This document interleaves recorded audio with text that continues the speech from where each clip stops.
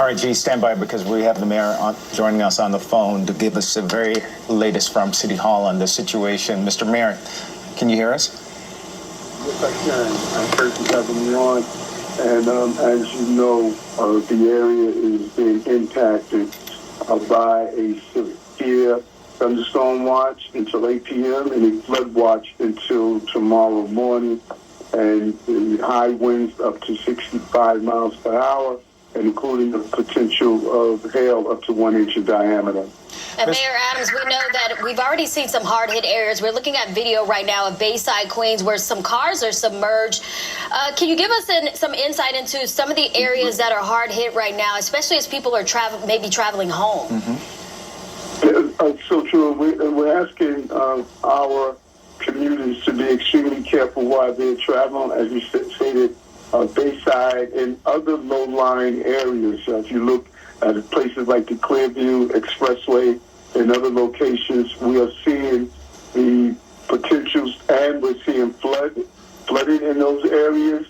That is why we executed a state of emergency to ensure that New Yorkers know that this is a severe storm, and we need to be on the lookout to make sure that we're not driving through flooded areas.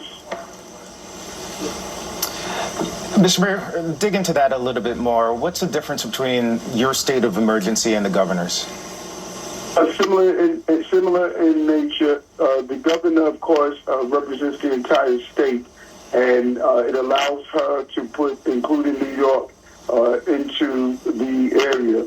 But in New York, what the state of emergency does, it allowed me to deploy resources faster and efficiently to the right places, as well as redirect city personnel or equipment when needed. It also allowed us to cut out regulatory red tape and speed up our emergency response.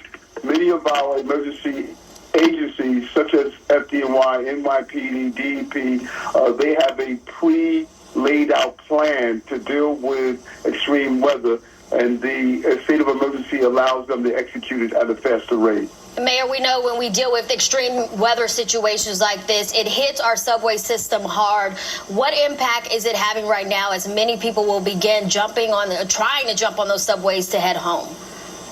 Yes, and really we put out earlier today for people to travel prior to the storm coming in, but those who couldn't, and they will be using the train. If there's flooding in the station, we're asking them not to enter the station because the trains are not going to be able to operate under flooding conditions. And so it's going to take a variation of ways to commute above surface. If you can use the trains, do so if it's not flooding. And Mr. Mayor, the latest alert from NYPD News is that there are some problems right now with the A, D, E, B, F, and C lines dealing with this right now. Of course, they had the power outage problems this morning. You realize a lot of New Yorkers are trying to get home, they're going to be fairly frustrated with the situation. Yes, this extreme weather, particularly heat, oftentimes we talk about the deadly impact that heat has on the sickness and ailment, but we also must understand what it does to our infrastructure. It drains a lot when air conditioning and power is being used often, and it drains our Con Edison and our electricity supply. And so this is a moment where we're asking people to use as least amount of electricity as possible so we won't overstrain the system. And when you add the rain and winds with this, it creates one of those scenarios that we just got to ride it through and get past it. And Mayor, I know you mentioned for people to try and avoid the subway system during these powerful storms and try and use transportation to above ground. Has there been any changes to the bus system to maybe help kind of expedite that and get people moving? Our extreme weather coordinator, Camille Joseph-Balak, is coordinating and communicating with the MTA, requesting any assistance they need on our part. They normally make these adjustments, but at this time they stated there's no assistance they need from City Hall, but we're here to help them and coordinate with them whatever is needed. Mr. Mayor, we saw the situation there in Bayside, Queens, that dramatic video of the flooding. We believe they got about 3 inches of rain in the course of an hour. Just unbelievable images there. Have you heard of, have your office been alerted of many water rescues taking place so far this afternoon?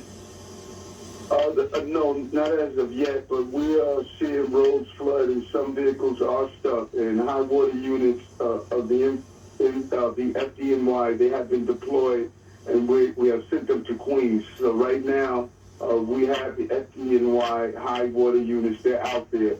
These NYPD and FDNY, they're extremely well trained to deal with these rescues, because we realize that there are parts of the city that are low grade and you do have flooding, and we have deployed a team to Queens. All right. Mayor Adams, thank you so much for joining us. We appreciate your time.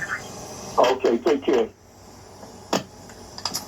We're going to continue to look at the radar and the situation out there, because right now several parts are under flash flood warnings. There are severe thunderstorm warnings as well, and states of emergency declared in New Jersey and New York. In the meantime, we'll be right back.